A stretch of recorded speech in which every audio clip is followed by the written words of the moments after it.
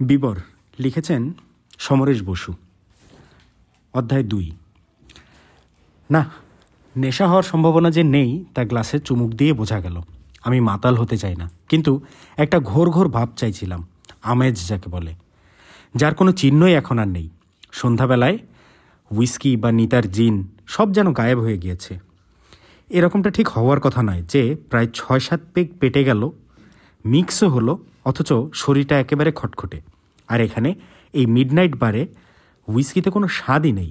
চোট্টারা জল মিশে একেবারে হোর করে দেয়, কারণ জানে এখানে যারা আসে নেহাত দায়ে পড়েই আসে, কারণ নেশা জমেনি, অন্য বারগুলো বন্ধ হয়ে গিয়েছে, অথচ নেশা করবার ঝোঁক চেপেছে।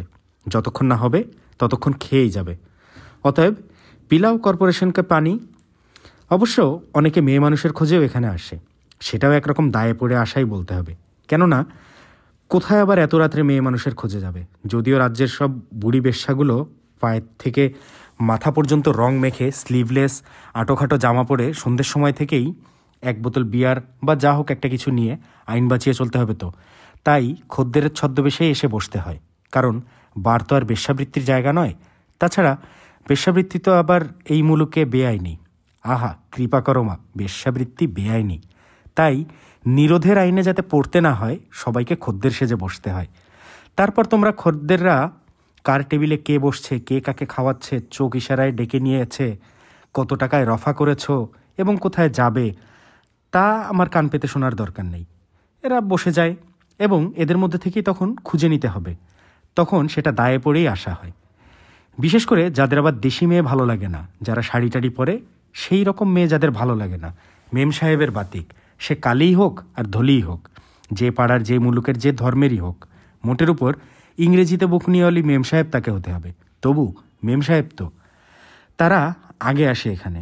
এই বারের খ্যাতি আবার সেই কারণেই যে মেয়েরা এখানে ভিড় করে, আর মেয়েরা যেখানে ভিড় করে, এই ধরনের মেয়েরা যাদের আসল লক্ষ্য, তারা ঠিক কলকাতার বাসিন্দা নয়, বন্দরের বিদেশি জাহাজি সাইয়া, উপসী হাঙরের মতো যারা এসে ঝাঁপিয়ে পড়ে ট্যাকের কড়ি ফুঁকে দিতে, যাদের ভাবনা নেই, কারণ পেটের ভাত জাহাজে বাঁধা, ফিরে গেলে খেতে পাবে ঠিক।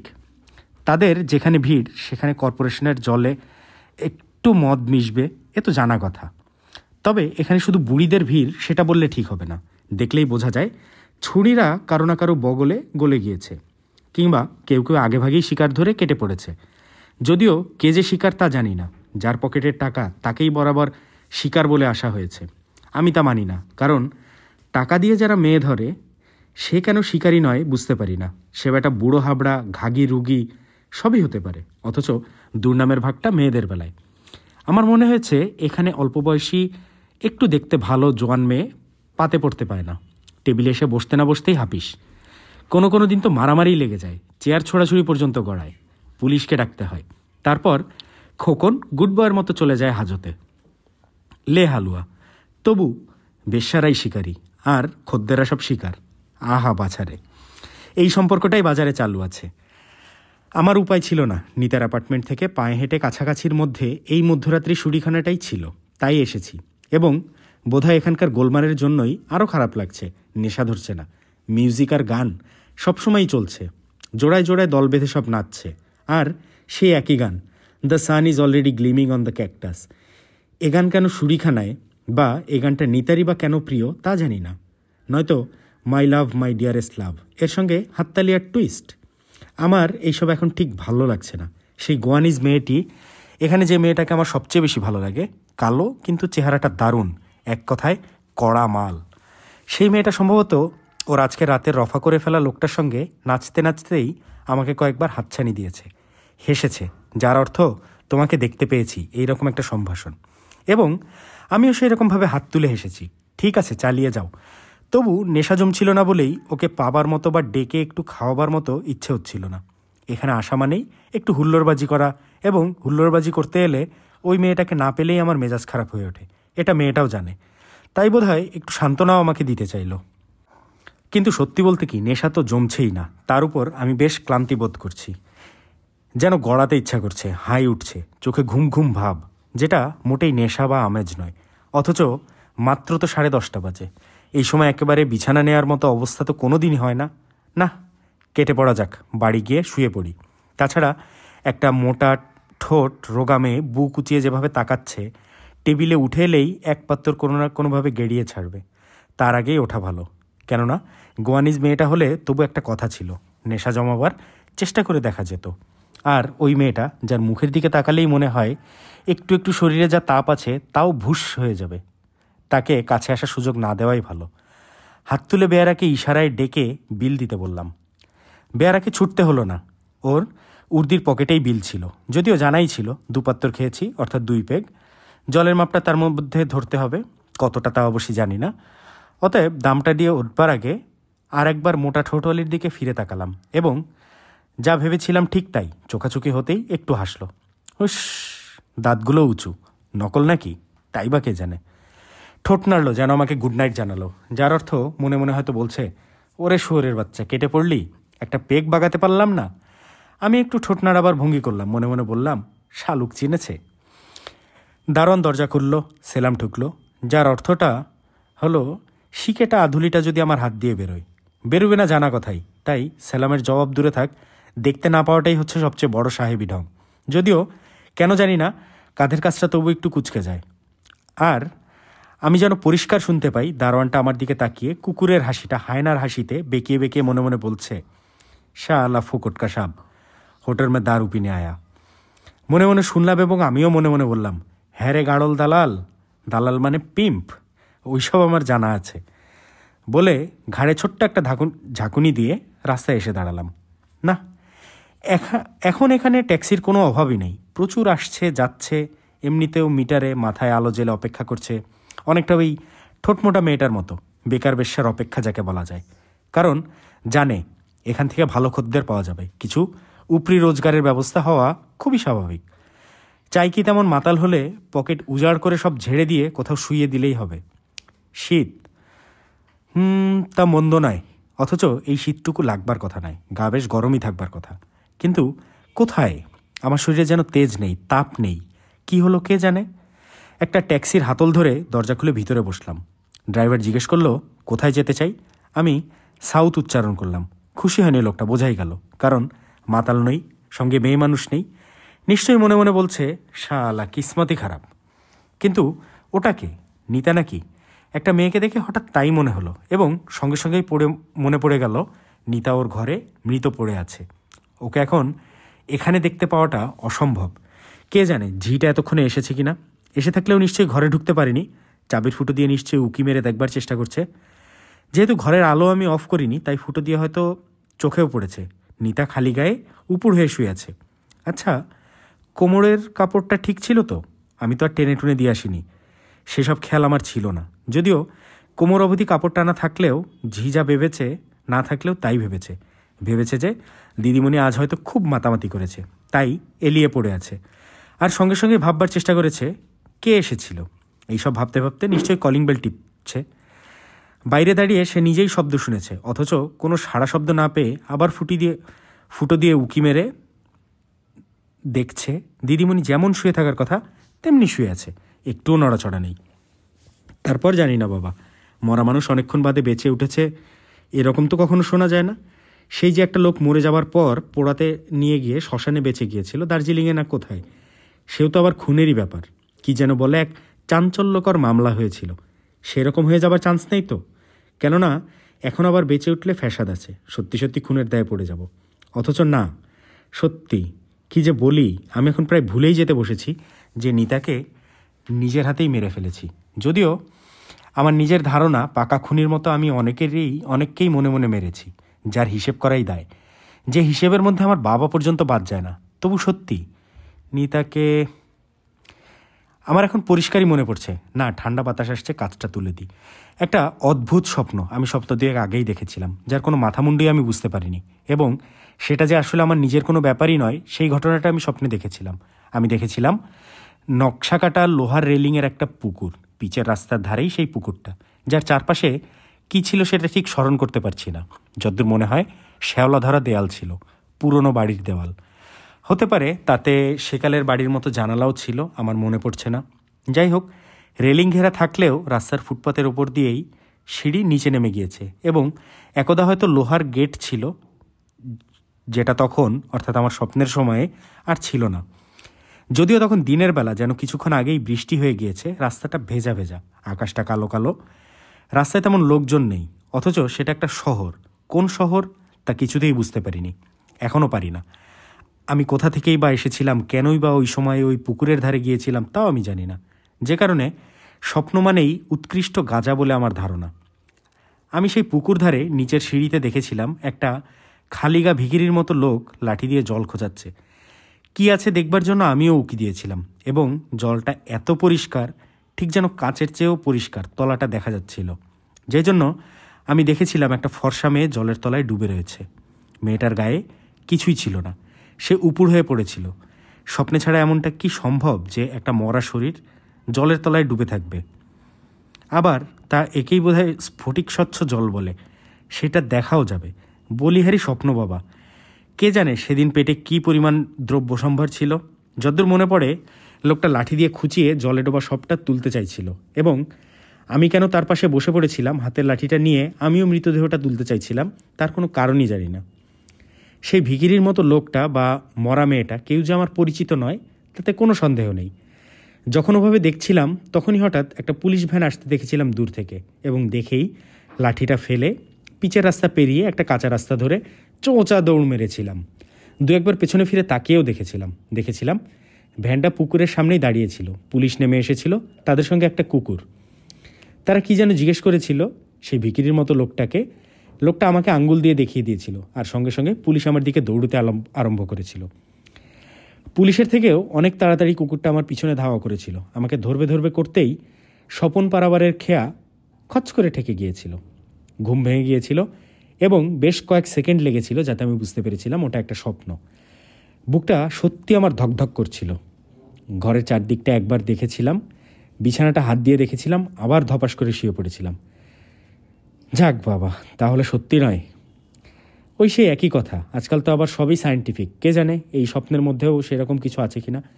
তবে নিতার ব্যাপারটার সঙ্গে স্বপ্নটার কোনো মিলই নেই। এমনকি প্রথম শীতের কলকাতার এই রাত্রি, আজকের এই সবই, যাকে বলে প্রায় গুবলেট হয়ে যাওয়া এই দিনের সঙ্গে কোনো মিলই নেই। দাঁড়াতে হবে। ট্যাক্সিটা দাঁড় করিয়ে আমি ভাড়া মিটিয়ে নামলাম। অধ্যায় 3। আমাদের বাড়ির ছোট বাগানের বেড়ার ধার দিয়ে বড় রাস্তা থেকে ঢুকতে হয়। যদিও বারান্দা থেকে বেড়ার সরু রাস্তাটা মাত্র হাত 15, তবু বারান্দার সানসেটের তলাটা আলোটা একটু জোরালো হলে সব দিক থেকেই ভালো হয়। অথচ প্রায় জিরো পাওয়ারের আলোটা কোনো দিনই বদলানো হয় না। এত জঘন্য লাগে আমার, ঠিক যেন মনে হয় নরকের কাছাকাছি এসে পৌঁছেছি। লালচে মিটমিটে অন্ধকার আলো, আর বাগান তো একেবারে যাকে বলে বিশ্বের বিস্ময়, হ্যাঙ্গিং গার্ডেন। গুচ্ছের কলাবতী ফুল গাছ, যার লম্বা লম্বা পাতা এই মিটমিটে লালচে আলোয় বিচ্ছিরি ধরনের ছায়ার মতো দোলে, যা দেখলেই আমার খারাপ লাগে। ভয় আমি পাই না, তবু আমার মেজাজ খারাপ হয়ে যায়। কিন্তু বাড়ির যিনি কর্তা, অর্থাৎ আমার পিতৃদেব, তিনি মনে করেন বাইরের এই আলোটা বেশি পাওয়ারের করা অর্থহীন। কারণ বারান্দায় আসবার জন্য ওই আলোই নাকি যথেষ্ট, এবং শুধু তাই নয়, বেশি পাওয়ারের আলো দিলেই যেহেতু ওটা যে কোনো সময়ই চুরি হয়ে যেতে পারে, সেই হেতু ওভাবে মিসইউজ করার পয়সা নেই। তাছাড়া যেটা সন্ধ্যার সময় থেকেই জ্বলবে সেটাতে বেশি খরচা করা যায় না। এই হলো ভদ্রলোকের অভিমত। এই ধরনের হিসেবিদের জন্যই সম্ভবত সামনে দিয়ে ছুঁচ গলে না, পেছন দিয়ে ফাল গলে যায় কথাগুলোর উৎপত্তি হয়েছে। যা ভাবা গিয়েছিল তাই। বারান্দা থেকে সোজা দোতলায় উঠে যাওয়া সিঁড়ির দরজাটা বন্ধ, আর বাঁ পাশে বাইরের ঘরের আলো জ্বলছে, এবং যথাপূর্বক তার দরজাও বন্ধ। আর ঘরের মধ্যে যে এখন কে আছে তাও আমার জানা, এবং ঢোকবার মুখে এই কনক্রিটের ফালি পথে আমার পায়ের শব্দও যে সেখানে পৌঁছে গিয়েছে তাতেও কোনো সন্দেহ নেই। আর শব্দ পাওয়া মাত্রই যারা হাতে হাত দিয়ে বা গায়ে গা দিয়ে কে জানে পায়ে পা গলিয়েই বা বসেছিল, নয়তো ঠোঁটে ঠোঁট ঢুকিয়ে, কি বলা যাবে, ওষ্ঠামৃত নাকি মুখামৃত পান করছিল, কেন থুতু অমৃত বা দাঁতের ময়লা কিংবা পায়েরি অমৃতই বা নয় কেন আমি জানি না। চষবার সময় কি আর ওসব মনে থাকে? যদি থাকতো তবে অনেক মুখেই তো মুখ দেয়া যেত না, অন্নপ্রাশনের ভাত উঠে আসতো। ওয়াক শালা, এক একটা মুখে কি দুর্গন্ধ মাইরি। কিন্তু আশ্চর্য, তখন একেবারেই খেয়াল থাকে না। যদিও একটা বিঘ্নি ঠিকই লাগে, তবু ওই আর কি, লোহা চিবিয়ে খাওয়ার মতো নোংরার বেহদ্দ হোটেলেও বসেও খেয়ে নেওয়া যায়, অনেকটা সেই রকমের। আগে তো কলজে ঠান্ডা হোক, তারপর ওসব ভাবা যাবে, তারপর গাগুলোয় তো বমি করা যাবে। ওরকম অনেকবার হয়েছে, এমনকি কোনো কোনো সময় নিতার মুখেও দুর্গন্ধ পাওয়া গেছে। ওর পক্ষে যেটা খুবই আশ্চর্যের, কারণ ও সব বিষয়ে খুব সচেতন ছিল। তবু গলার ফ্যানিনজাইটিস না কি জানি বলে, ঠান্ডা লাগলে গলা ব্যথা করে কিংবা পাকস্থলী পরিষ্কার না থাকলে দুর্গন্ধ ঠিকই বের হয়। আমারও বের হয়। লিভার টিভার খারাপ থাকলে তো কথাই নেই, যে কারণে দুর্গন্ধের ভয়টা আমারই বেশি। তবে পেটে একটু হুইস্কি টুইস্কি থাকলে ওতেই মেরে দেয়। তাছাড়া আমি তো ওর দাঁতের ফাঁকে এঁটে থাকা খাবারের কুচিও অনেক সময় গিলে মেরে দিয়েছি, নিতাও নিশ্চয়ই দিয়েছে। যেমন আজ ওর মুখে মাংসের কুচি আর আমার মুখেরটাও ওর মুখে চলে গিয়েছিল। এবং মুশকিল, যখন মুখ খুলে ওগুলো থুতু করে ফেলা যায় না, গিলেই ফেলতে হয়। পরে ভাবলে অবশ্য একটু গা ঘিনঘিন করে, যদিও নিতার বেলা আমার তেমন কোনো দিনই কোনো কিছুই মনে হয় না, এখনও সেরকম মনে হচ্ছে না। ওর হতো কিনা জানি না, কোনো দিন বলেনি। যাকগে, হ্যাঁ, বাইরের ঘরে দরজা বন্ধ করে যারা বাড়িতে বসেই সুবোধ বালক বালিকার মতো প্রেম করছিল, তারা নিশ্চয়ই নিজেদের আলাদা করে, যাকে বলে সভ্যভব্য হয়ে, যাকে বলে শালীন হয়ে বসেছে, এবং সিঁড়ির দিকে যাবার দরজাটাও বন্ধ ছিল, সেটাও টুক করে খুলে দিয়েছে, যাতে আমার কাছে প্রমাণ করা যায়, দেখো নিভাজ সাদা কাগজের মতো দুটিতে বসে আছি, নিতান্তই খোকা খুকু। তবে যদি বলো এত রাত্রি পর্যন্ত বাইরের ঘরে তোমরা দুটিতে বসে কি এত জরুরি কথা বলছো, সেটা কেমন অভদ্র সন্দেহপ্রবণ বলে মনে হয় না? শত হলেও ভদ্রলোকের ছেলে মেয়ে, মা বাবার মনের কথাটাও জানো। হ্যাঁ, ওই আর কি, একটা এঙ্গেজমেন্ট যদি ঘোষণা করা যায়, অ্যারেঞ্জমেন্ট করে তো আর, যাকে বলে সম্বন্ধ দেখে বিয়ে দেওয়া, ওরকম কিছু চাপিয়ে দেওয়া তো আর চলে না। লেখাপড়া শিখেছে, বড় হয়েছে সবাই, আর বাড়িতে বসেই যখন কথাবার্তা বলছে, বাইরে গিয়ে তো কিছু বেলেল্লাপানা করছে না, যেন কেউ দেখতে গিয়েছে সন্ধেবেলায় কে কোথায় কাটিয়ে এসেছে। অতএব এটার তা ঘটবেই, তোমাকে এই স্বাধীনতা মেনে নিতে হবে। এই স্বাধীনতা, কত স্বাধীনতা যে তলিয়ে গেল সেই খবর কে রাখে? তবু অর্থাৎ জুতোর শব্দে সাবধান হলেও শব্দ পাওয়াটা জানতে দিতে নারাজ। তাহলে সাবধান হওয়াটা খানিকটা প্রমাণ হয়ে যায়। অতএব আমাকে কলিং বেলের বোতামটা টিপতেই হয়, এবং আমাকেও বুঝে নিতে হবে বাইরের ঘরে কেউ নেই। অতএব আমিও ইচ্ছে করে বেশি সময় ধরে বোতাম টিপে ধরি, যেন ওপরের লোকদের কানে যাবে বলেই টিপতে হচ্ছে। আর সঙ্গে সঙ্গে দরজাটা খুলে যায়। দরজা খুলেই সামনে দাঁড়ায় বিদিশা। কেন এই ধরনের নাম রাখা হয়েছে আমার জানা নেই, ওটা যদ্দূর জানি একটা জায়গার নাম। তার মানে বিদিশা সেই রকমই একটা জায়গা। ওর বাবা মা কি তাই ভেবেছিল, নাকি কানে শুনতে ভালো লেগেছিল বলে জানি না। তবে দিল্লি, বোম্বাই, কাঠমান্ডু, কারমাটার কি দোষ করেছিল? আমার সহোদরা, যাকে ভগ্নী বলে আর কি, ওর মুখ দেখেই বোঝা যাচ্ছে যেটা বলতে চাইছি, খুলছি বাবা, আর টিপতে হবে না। যদিও সেটা না বলে মুখের ভাবেই বোঝাতে চাইছে, এবং আমার বোঝবার কথা নয়, কারণ আমি তো আর জানি না নিচে না বাইরের ঘরে এখন কেউ আছে। অতএব তুই একটা নেকি, আমিও একটা নেকা। যদিও অবশ্য পর মুহূর্তে আমি মুখের ভাবটা করি, ও তুই নিচেই আছিস নাকি, বুঝতে পারিনি। জানি আমার মুখের দিকে তাকাবেই বিদিশা। ওকে বাড়ির খুকু বলা হয়। আহারে, বোনটি আমার খুকুমণি। পার করেছেন কয়জনই। যা বাবা, কবিতাই বলে ফেললাম। খচ্চরটির প্রতিভা আছে বলতে হবে। নাকে গন্ধ নেওয়ার চেষ্টা করছে, আমার চোখের দিকে তাকিয়ে বুঝতে চাইছে দাদাটি কি পরিমাণ গিলে এসেছেন। যদিও বাড়িতে মাতলামি করবার পাত্র নই আমি, কখনো করিনি, তবু আমার প্রতি মনে মনে একটা ভয় ও ঘৃণা ওর আছে। আর সেটা মদ খাবার জন্যই নয়, বাড়ির সঙ্গে আমার সম্পর্কটাই এমন যে আমি রোজগার করি বলে ওদের মাথা কিনে নিয়েছি, আমি বড়, অতএব আমাকে রেসপেক্ট করতেই হবে। অথচ আমরা নিজেদের বেশ ভালো করেই জানি মোটামুটি কার কি মতলব।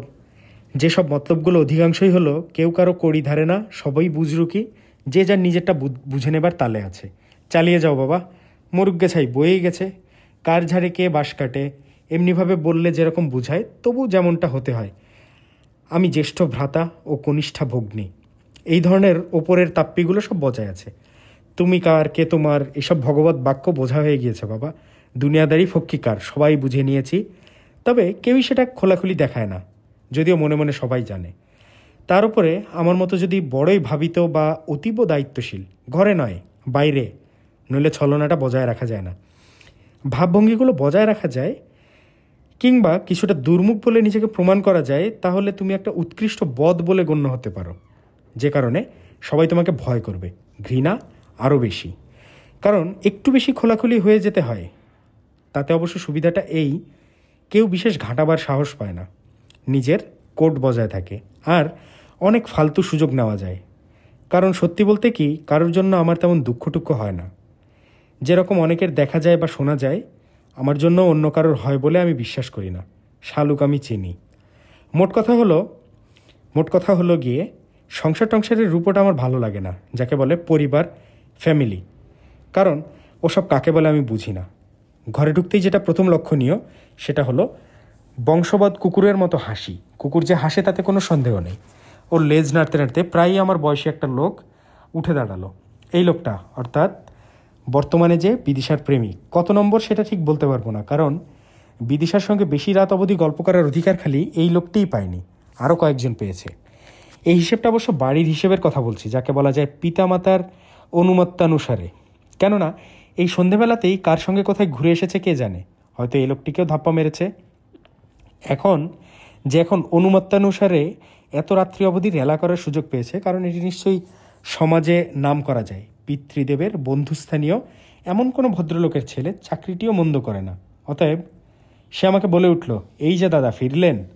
এই দাদা উচ্চারণটা ঠিক রাস্তার লোকেদের দাদা বলার মতো না, অনেকটা বিদিশার সঙ্গে নৈকট্য প্রমাণের জন্য রেসপেক্টের সুরে বলা। অর্থাৎ বিদিশার দাদা ওরও দাদা, ওর বাবা খেলে দাদা। যদি বিয়ে হয় তবে তো তাই বলবে আমাকে, সেটা তো এখন থেকেই গিয়ে রাখতে চায়। হয়তো গতকাল রাত্রে এই সময় অন্য কোনো বাড়িতে অন্য কোনো বিদিশার কাছে গিয়েছিল, কিংবা কে জানে ইয়ার দোস্তদের সঙ্গে কোনো বেশ্যাবাড়িতেই গিয়ে বসেছিল। চেনা আছে সবাইকে, কিন্তু আমার তাতে কিছুই যায় আসে না। যা পাবে ঝেড়ে নিয়ে যাবে, তাতে আমার কি করার আছে? বিদিশার শরীরটা তো আর আমার নয়। আর বিদিশার বাবা মাই যখন সুযোগ করে দিয়েছে, যারা মনে করে তারা হলো মেয়ের নৈতিক পাহারাদার, তখন দাদাই বা সুযোগ দিতে পারবে না কেন? হেসে বললাম, হ্যাঁ, না ফিরলে সুবিধা হতো তা জানি, কারণ অভিভাবকদের সম্ভবত সেই রকম না বলে অনুমতি দেওয়া আছে।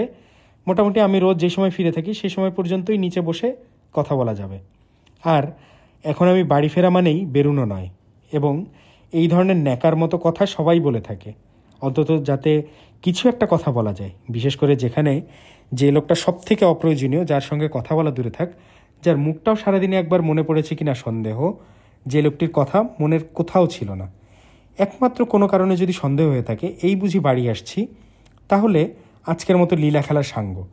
অথচ কথা না বলেও কোনো উপায় নেই, কারণ সেটা আবার বড্ড বেমানান লাগে। অবশ্য আমার বাড়ি ফেরার একটা বাধা ধরার সময় প্রায়ই থাকে, যদি না বিশেষ কিছু গোলযোগ ঘটে যায়। যেমন আজ যদি নিতার সঙ্গে কোনো হোটেলে যেতাম বা নিতার কাছে সারা রাত্রি থাকার সুযোগ পেতাম, তাহলে নিশ্চয়ই দেরি হতো, এবং সেক্ষেত্রে মাতৃদেবীর নিশ্চয়ই টনক নড়ত, এবং সিঁড়ির ওপরেই দাঁড়িয়ে বলতো, কি জানি নিচে গেলে মেয়েকে আবার কী অবস্থায় দেখতে হয় কে জানে। যদিও একেবারে খোলাখুলি রেলা নিশ্চয়ই কিছু সাহসে কুলাবে না, তবু হাত ধরাধরি বা চুমু খাওয়া খাই হলেই তো মহাভারত অশুদ্ধ। তুই কি নিচে রয়েছিস নাকি? তার মানে জানি নিচে রয়েছিস, কিন্তু দেরি হচ্ছে, তোর দাদা তো এখনও এলো না, এবার উঠে আয়। এই হচ্ছে মূল বক্তব্য। ভদ্রলোকের তো সব কথা সবসময় সেই তেতো ক্যাপসুলের মতো উপরে একটি মিঠে কোটিং দেওয়ার মতো করেই বলতে হয়, কারণ ওটাই হচ্ছে শালীনতা। যদিও আমার ধারণা খুকু কতদূর পর্যন্ত এগোবে এটা তার মায়ের ভালো করেই জানা আছে, আর মেয়েরা মেয়েদের খুব ভালো করেই জানে। সে মা আর মেয়ে হোক আর যাই হোক, ওরা দু একটা কথার ভেতর দিয়েই নিজেদের মধ্যে বোঝাবুঝি করে নেয়। একেবারে খোলাখুলি স্পষ্টপুষ্টি কিছু না বুঝিয়ে বললেও চলে, দেখেছি। তবু এই চেনাচেনিটা আছে বলেই শেষ পর্যন্ত অবিশ্বাস না করে উপায় নেই, কারণ জানে ওদের কদম কদম পেছুবার রীতিটা। কখন এক সময় সব কদম পেরিয়ে এক লাফে সামনে গিয়ে পড়বে, যেহেতু একবার মনে মনে রাজি হয়ে গেলে আর রক্ষে নেই, আর পুরুষরা তো এগিয়েই আছে। তবু আমি একবার বিদিশার মুখের দিকে তাকালাম, এবং ও ঠিকই অনুমান করলো আমি কি দেখছি। সেই কারণে মুখের একটি অতি সরল সেই নিষ্পাপ পবিত্রতা ভাব করে অন্যদিকে তাকিয়ে, আর নিশ্চয়ই মনে মনে আমাকে শয়তান বা পাজি জাতীয় কিছু একটা বলল।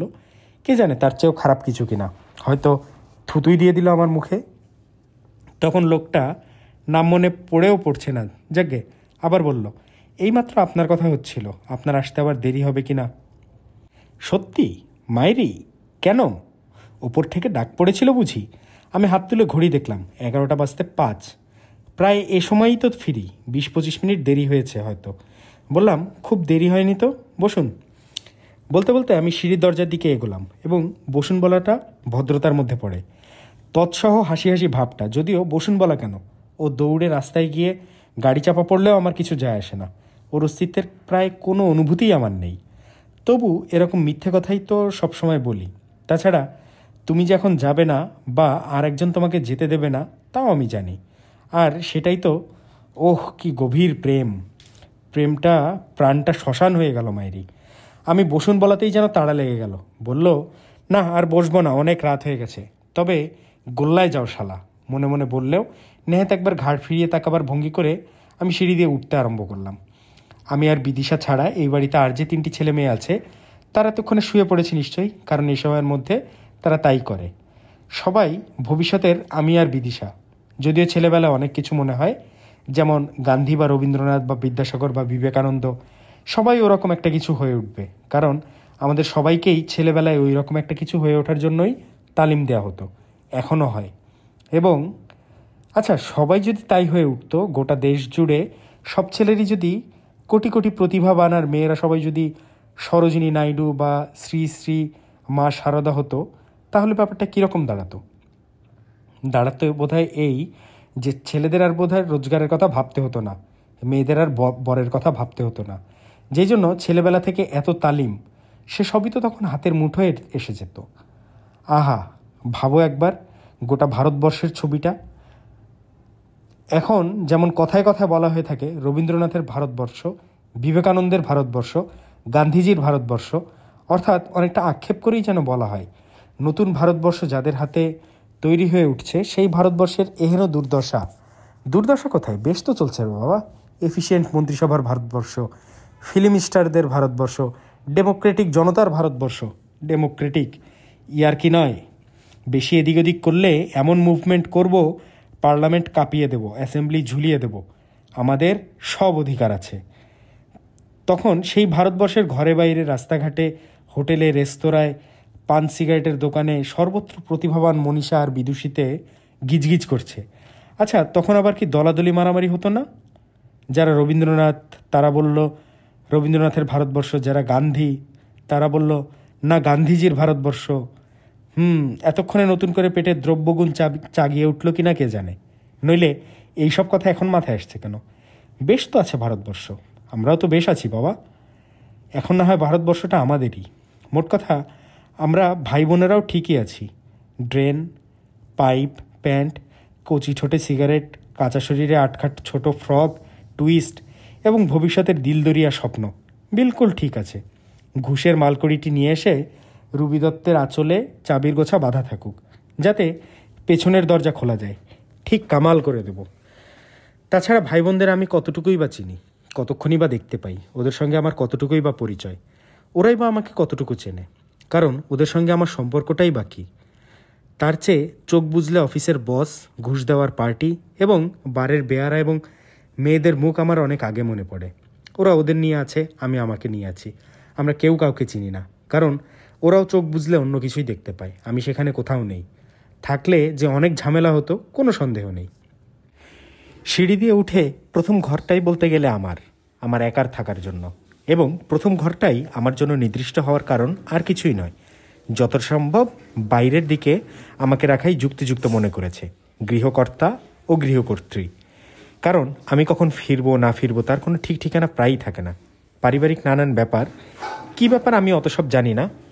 আমার গোচরে আনাটাও তাদের অভিপ্রেত নয়, এবং আমার নিজের দিক থেকেও সেটাই বাঞ্ছনীয়। গুড়ের কৌটায় মাছির মতো পারিবারিক জীবন। নিজেদের মধ্যে বেশ সব কিছু নিয়ে মাখামাখি করে থাকতে আমার ঘেন্না করে। মোট ঘর খানচারেক, রান্নাঘর আর খাবার ঘর ছাড়া। সম্ভবত এই হিসাবটা আমার ভুল হচ্ছে না, যদিও জোর করে আমি তাও বলতে পারি না, কারণ আমার 18 বছর বয়সে এ বাড়িতে আসা হয়েছে। যখন থেকে আমি নিজেকে নিয়ে এত বেসামাল যে আরও 2-1টা ঘর আমার অগোচরে থেকে গেলে আশ্চর্য হবার কিছু নেই। সব থেকে শ্রেষ্ঠ ঘর, যেটায় আলো বাতাস বেশি আছে, যেটি সব থেকে বড়, সেটি বাড়ির কর্তার জন্য নির্দিষ্ট আছে। কর্তার জন্য নির্দিষ্ট মানেই কর্ত্রীর জন্যও বটে। আর সেটাই তো নিয়ম। বসেরা বরাবরই সব কিছু ভালোটা ভোগ করবে, তা সে বাবাই হোক আর যেই হোক। বাদ বাকিগুলোতে তাদের সন্তান সন্ততিরা থাকে, যাদের তারা প্রচুর টাকা রোজগার ও খ্যাতিমান হবার এবং শাসালো বর পাকড়াবার জন্য ঈশ্বরের কাছে প্রার্থনা করে মানুষ করেছে। আমি ঘরে ঢুকে দরজা বন্ধ করে আয়নার সামনে দাঁড়ালাম। চোখগুলো সত্যি লাল হয়ে উঠেছে এবং ছোট দেখাচ্ছে, এবং মুখটা না খারাপ নয় তেমন। এখন অনেকটা কি যেন নাম সেই তারকাটির, হলিউডেরই হবে বোধহয়, নামটা মনে করতে পারছি না, তার মতো দেখাচ্ছে। চোখ টিপে নিজেকে একবার ইশারা করলাম। কোটটা খুলে ওয়ার্ড্রবের মধ্যে হ্যাঙ্গারে ঝুলিয়ে দিলাম। তারপর নিচে দরজা বন্ধ হবার শব্দ হলো। ওহ, কি একটা বিরহ দিয়ে গেলে। শার্টটা টেনে তুলতেই নিচের ছেঁড়া অংশ বেরিয়ে পড়ল, আর সঙ্গে সঙ্গে নিতার কথা মনে পড়ে গেল। আমি ছেঁড়া জায়গাটা তুলে দেখলাম। হ্যাঁ, ঠিকই নিতার নখের রং লেগে আছে। আমার মনে পড়ে গেল পেটের কাছে নিতা খামচে ধরেছিল। মনে পড়তেই দুটো বোতাম খুলে প্যান্ট নামিয়ে দিয়ে নিচু হয়ে দেখলাম শুধু ধরেনি, অস্পষ্ট নখের দাগ পড়ে গিয়েছে এবং একটু ব্যথাও হয়েছে। হাত দিয়ে অনুভব করে দেখলাম চামড়ার ওপরটা একটু ফুলে ফুলেও উঠেছে, নখ দিয়ে আঁচড়ালে যেরকম হয়।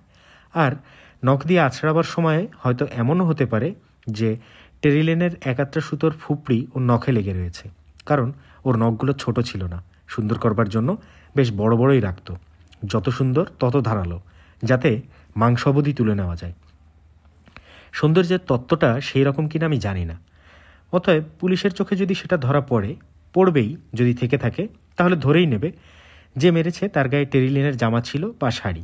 অবশ্য টেরিলিন শাড়ি থেকে শার্টের কথাটাই আগে ভাববে, এবং এই শার্টটা যদি আমার কাছেই থাকে, অসম্ভব নয়, আমার এই ঘরটাও সার্চ করতে আসতে পারে, তাহলে নির্ঘাত ধরা পড়তে হবে।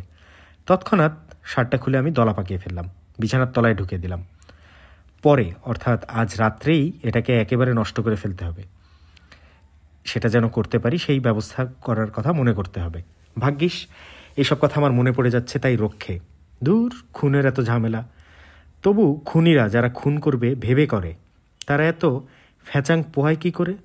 কিন্তু কি করা যাবে, আমি তো আর ভেবে এসব কিছু করিনি, অথচ এসব আমার মনে পড়ছে।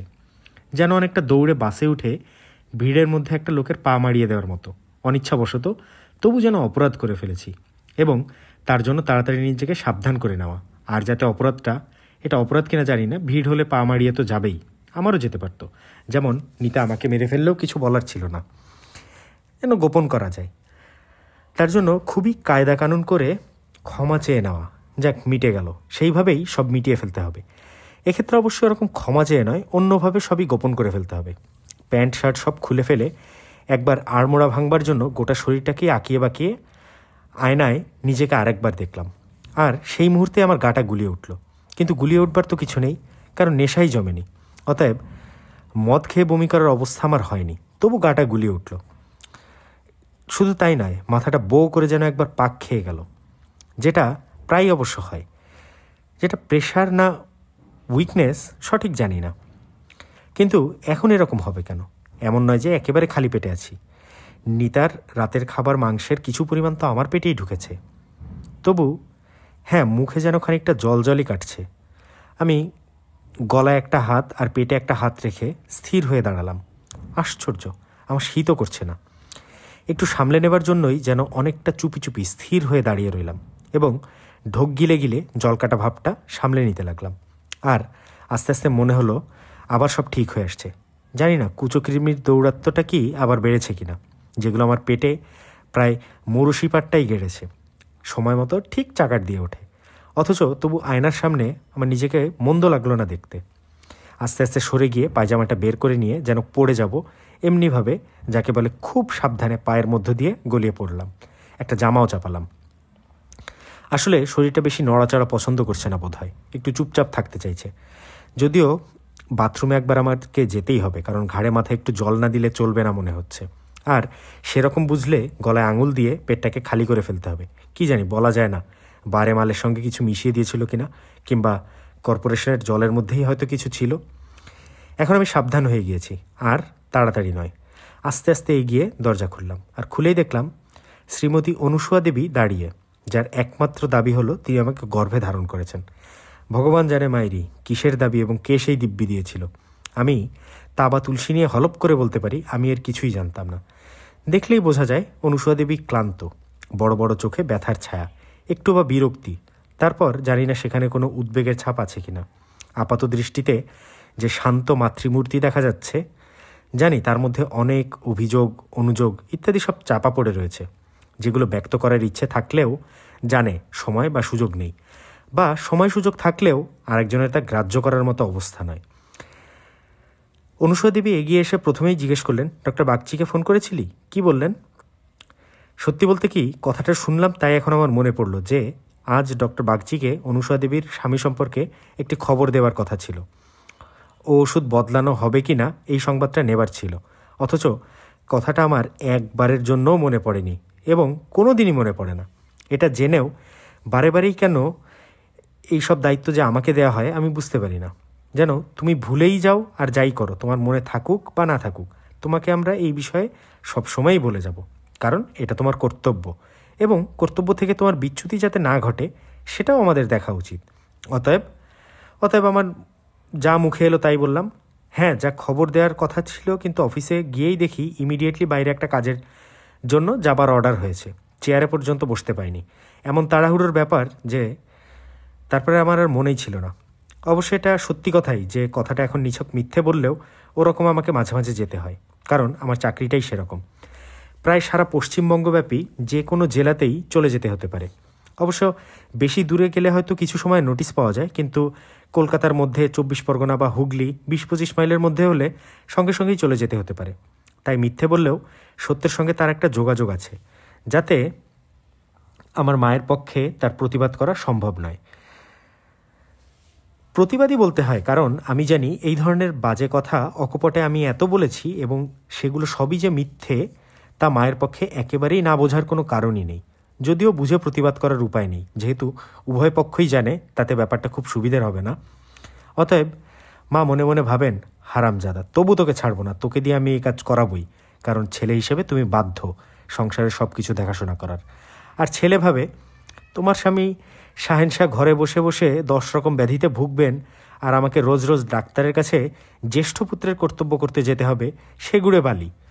যদিও আপাতত মা ও ছেলেকে দেখে পরস্পরকে কিছুই বোঝা যাবে না, দুইজনের মাঝখানে জন্মগ্রহণ বা জন্মদানের সূত্র ধরে যেসব দাবি দাওয়াগুলো জন্মায় সেসবের কোনো কিছুই নেই, কারণ তার কোনো যুক্তিই নেই, আমার তাই বিশ্বাস। এবং মাতা ও পুত্র এমনি কতগুলো চলতি নিয়মের নিষ্প্রাণ চলন্ত ছবির, মানে আর কি বায়োস্কোপের ছবি, সেগুলোর মতোই হয়তো আমরা চলেছি। অথচ সত্যি বলতে কি, তৎসত্ত্বেও যে ছাড়াছাড়ি হয় না তার কারণ উভয় পক্ষেরই কিছু লেনদেনের ব্যাপার আছে, আর সবটাই মিথ্যে ও শূন্য এই আমার ধারণা। যদিও এই ধারণা মিথ্যে হতে পারে, কিন্তু আসল কথা হলো এই যে মায়ের দিকে কোনো সত্যটত্য আছে কিনা জানি না, কিন্তু আমার কাছে সবই মিথ্যে, আমি কিছুই অনুভব করি না। এরপরেই আমি জানি মা বাবার কথা বলবে এবং আমার আচরণের ত্রুটিগুলোর কথা এমন একটা অহিংস বেদনামথিত স্বরে বলবে যেটাকে একরকমের ছলনা বলেই আমার মনে হয়, কারণ ওভাবে বললে যদি ছেলের হৃদয়ের পরিবর্তন হয়, হৃদয় বহুকাল পাথর হয়ে গেছে মা, ওটিকে আর গলাতে হচ্ছে না। যার অর্থ হলো নিজেদের প্রয়োজনে লাগানো যায়, উপকার দিলেই হৃদয়ের পরিবর্তন বলে গণ্য করা যাবে কিনা। এবং মা বললও তাই। উনি আজ কদিন ধরে তো ঘর থেকে প্রায় বেরোতেই পারছেন না। সকালবেলা বেরিয়ে যাস, রাত্রে ফিরিস, ফিরেও তো একটু যেতে পারিস, শত হলেও বাপ তো। সে বিষয়ে কোনো সন্দেহই নেই। মা যখন বলেছে যে শত হলেও উনি আমার বাপ, এবং এটা কখনো বুঝতে পারি না উনি জন্মদাতা হয়েছেন বলেই আমার কাছে এই সব দাবি দাওয়াগুলো কেন। এখন নিচে বিদিশার সঙ্গে ওই লোকটার যদি কিছু হয়ে যায়, ভালো কথায় দৈহিক মিলন বলতে হবে বোধহয়। আস্তানা হিসেবে খুবই অসুবিধাজনক যদিও, তাই 2-3 মিনিটের মধ্যেই প্রেমের এক হাত পরাকাষ্ঠা দেখে নিতে হবে। এবং তাতে যদি একজন 10 মাস 10 দিন পরে পৃথিবীতে এসে পড়ে, যার বিষয়ে কোনো চিন্তা, মূর্তি, ছবি, আচার আচরণ কোনো কিছুর চিহ্ন দূরে থাক, নিতান্ত সুখের উন্মাদনাতেই মশগুল, তারপর ভবিষ্যতে তার কাছে জন্মদাতা বলে গোফ মোচড়ানো দাবি দাওয়াগুলোর মানে কি? যে এলো তার আসার জন্য তার নিজের ইচ্ছা অনিচ্ছার দায় দায়িত্ব কিছুই নেই, এবং যে মুহূর্তে এলো সেই মুহূর্তেই ওর গায়ে একটি চিমটি কেটে দেখো, ওরই লাগবে, ওই চেঁচাবে, তোমার গায়ে কোথাও লাগবে না। লে হালুয়া, এ আবার কীরকম একটা অবিচার বলে বোধ হচ্ছে না? তোমরা যা খুশি তাই করোগে, কিন্তু আমি কেন এলাম এই কৈফিয়তটা আমাকে কেউ দেবে না। একটা কুকুরের বাচ্চাকেও কেউ দেয় না, সে চায়ও না, কেননা তার কোনো ইচ্ছা অনিচ্ছা ভাবনা চিন্তা কিছুই নেই, কিছুই জিজ্ঞেস করতে পারে না। অথচ আমার আবার সেই সব আছে। অতএব এই চিন্তাটা আমার মাথায় ঠেলে উঠলেই তখন অত্যন্ত অসহায়ভাবেই নিজেকে একটা ইচ্ছেওয়ালা কুকুরের বাচ্চা মনে হয়। একটা কি বলবো, দুঃসহই বলতে হবে, একটা দুঃসহ ঘৃণা উঠতে থাকে, উতলে উঠতে থাকে এই কারণেই যে আমার ইচ্ছেগুলো আমার ইচ্ছে পূর্ণ হবার নয়, কতগুলো নিয়মকানুনের মারফতে আমাকে চলতে হয়, যে নিয়মকানুনের সঙ্গে আমার ইচ্ছের কোনো মিলই নেই। অথচ যেহেতু আমার ইচ্ছেগুলোকে জলাঞ্জলি দিয়ে চলা একেবারেই সম্ভব নয়, সেই হেতু আমি একটি মিথ্যাবাদী হয়ে উঠেছি এবং নিয়মকানুনগুলোকে কাঁচকলা দেখাচ্ছি, যেমন সবাই দেখাচ্ছে। আর ইচ্ছেগুলো ভীরু কুকুরের বাচ্চার মতোই ভেতরে কেউ কেউ করে মরছে, কারণ ইচ্ছে মানেই তো সে স্বাধীন। অথচ সেই স্বাধীনতাকে মেনে নিয়ে আচরণ করব সেই সাহস নেই। স্বাধীনতাকে সকলের মতো আমিও বেজায় ভয় পাই। আমি আমার গর্তের মধ্যে বেশ রসে বসেই আছি। সকলেরই গর্ত আছে, সকলেই গর্তের মধ্যে আছে। আমার বাবাও তার নিজের গর্তের মধ্যে বেশ ভালোই আছেন। মরবার ভয় নিয়ে আত্মসুখের জন্য চিরজীবন সংগ্রাম করে, যেখানে পাপ পুণ্যের কোনো প্রশ্নই থাকতে পারে না, অর্থাৎ সেই চলতি নিয়মকানুন বা নিয়ন্ত্রণই বলা যায়, সবগুলোকে কাঁচকলা দেখিয়ে অথচ গায়ে আঁচড়টি লাগেনি। শাহেনশা লোক, উপযুক্ত লোকেদের লাগেও না, যে কারণে আমাকে শুধু চাকরির অন্ধিসন্ধি অলিগলি নিজে দেখিয়ে দেননি, চলাফেরাটাও একটু চোখ কান মেলে যাতে হয় চুপি চুপি গলায়, সেটা সাবধান করতেও ভোলেননি। অর্থাৎ চাকরির মধ্যে ঘুষ, বদমাইশি, ফেরেববাজির নানান রাস্তায় আমি যেন একটা পাকা ধূর্ত শেয়ালের মতো চলতে পারি, গোফের ডগায়ও যেন একটু রক্ত না লেগে থাকে। বাপ তো শত হলেও ছেলের এইটুকু উপকার না করলে চলবে কেন? কেবল ভদ্রলোকের গর্তের মধ্যে ওই একটা দোষ, নিয়মকানুনের দোহাই দিয়ে বাপের দাবি দাওয়াগুলো পেশ না করে পারেন না, কারণ তিনি আমার কাছে কৃতজ্ঞতা দাবি করেন। কারণ সেই একই যে তার দাবি তিনি আমাকে পৃথিবীতে এনেছেন, যে পৃথিবীতে আমি বাস করছি।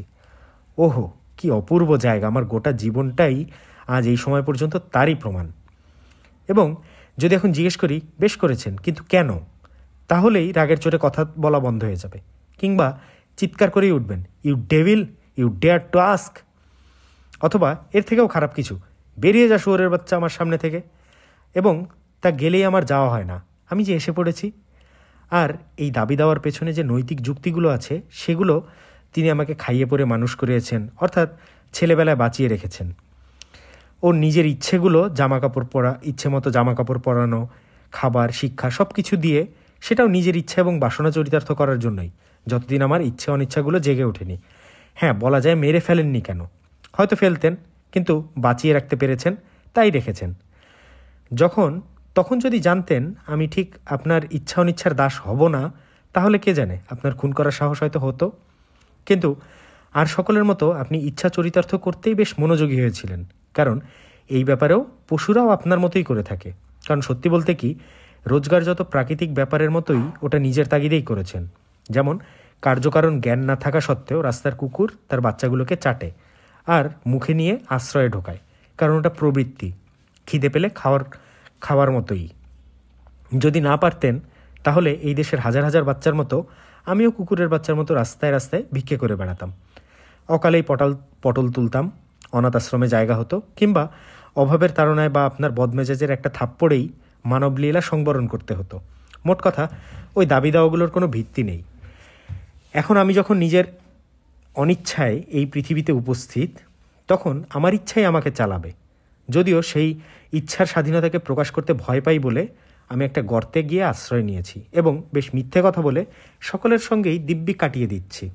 কারণ আমরা তো জানি আমরা কেউই সত্যি কথা বলি না, সত্যি আচরণ করি না, তাই প্রত্যেকেরই একটা করে গর্ত বেছে নিয়েছি আর পরাধীনতার সুখে বেশ আছি। তবু সত্যি বলতে কি, গর্তের সুখ, পরাধীনতা যাকে বলে, তাকে মাঝে মাঝে স্বাধীনতা এমন তেড়ে আসে যে গর্তের সুখটুকু যায় যায় হায় হায় করে ওঠে।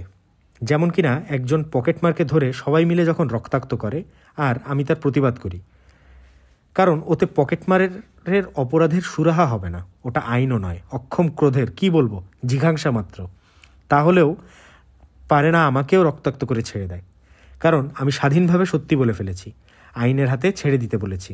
কিন্তু এই স্বাধীনতার বদলে আমিও যদি সকলে যা করে সকলের সঙ্গে হাত মিলিয়ে লোকটাকে ঠ্যাঙাতাম, কিংবা চুপ করে দেখতাম আর বেশ গর্তের, অর্থাৎ সুখের নির্ঝঞ্ঝাট গর্তের ভিতরে থেকে তা উপভোগ করতাম, সেটাকে আমি পরাধীনতা বলতে চাইছি।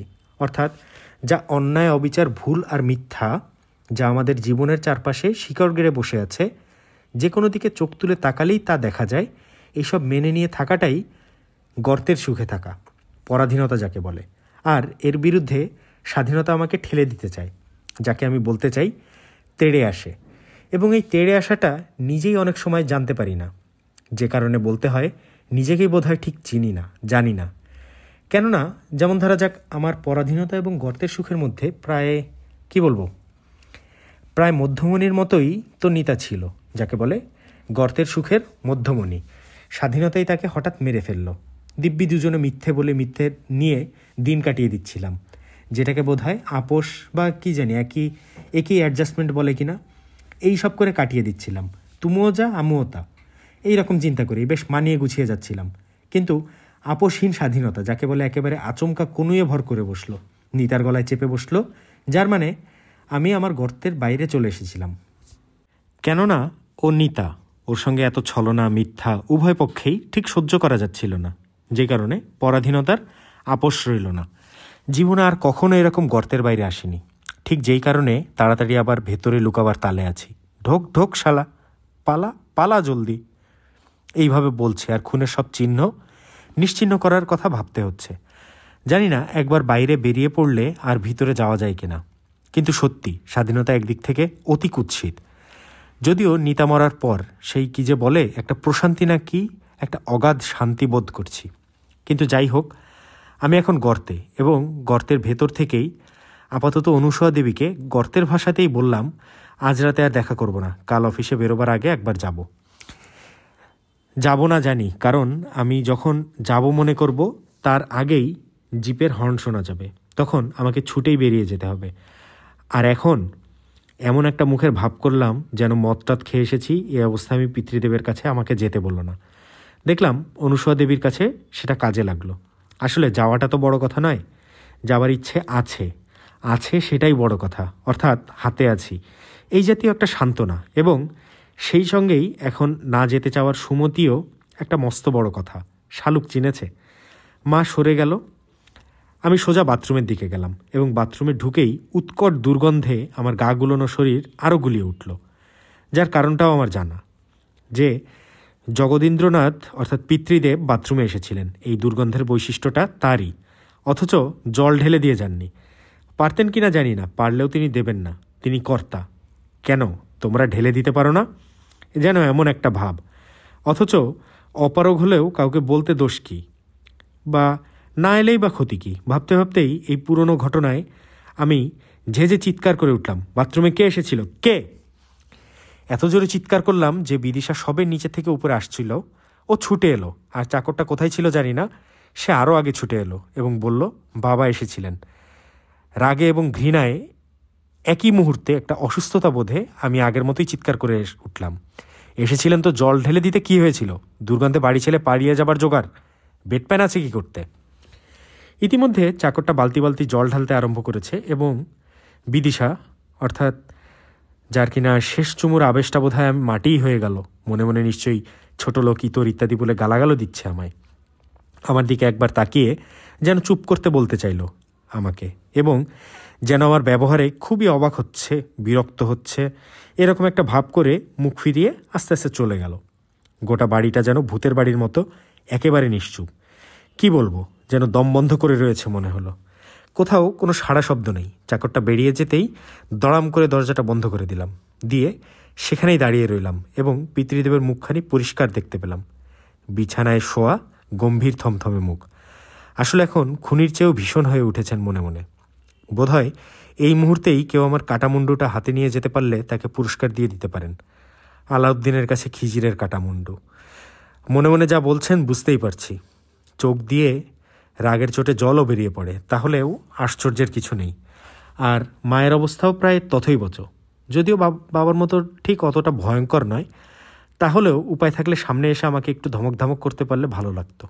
চাকরটার উপর দিয়েই মায়ের রাগ যাবে, এবং একটু অনুশোচনাও বটে।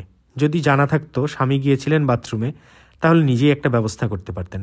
কিন্তু আমার 12টা বেজে গিয়েছে, কারণ আমি দাঁড়িয়ে পড়েছিলাম এই জন্য যে চিৎকার করার পরই ইলেকট্রিকের তারে ঘা মারলে যেরকম ঝন করে বাজে, যাতে আমি যন্ত্রণাবোধ না করলেও একটা অস্বস্তি বোধ করছিলাম, কারণ শব্দটা মাথা অবধি গিয়ে পৌঁছচ্ছিল যেন। এটা আবার কীরকম বুঝতে পারলাম না, এরকম আর কখনো হয়নি। যেন আমি হঠাৎ পড়ে যেতে পারি, তাই দরজাটা ধরেই আমি দাঁড়িয়েছিলাম। এবং মুখে আবার সেরকম জল কাটতে আরম্ভ করেছিল, যার অর্থ বমি নিশ্চিত। অথচ এমন কি মদ খেয়েছি, মাতাল তো একেবারেই হয়নি। এর চেয়ে অনেক বেশি খেয়ে থাকি, যদিও এর থেকে কম খেয়েও একদিন শরীরটা হঠাৎ খারাপ হয়ে যায় যদি পেট ভালো না থাকে, এবং এখনও নেই। বোঝা গিয়েছিল নিতার বাথরুমে যখন একটা সারতে গিয়ে আর একটা বেগ দাঁতে দাঁত পিষে চাপতে হয়েছিল।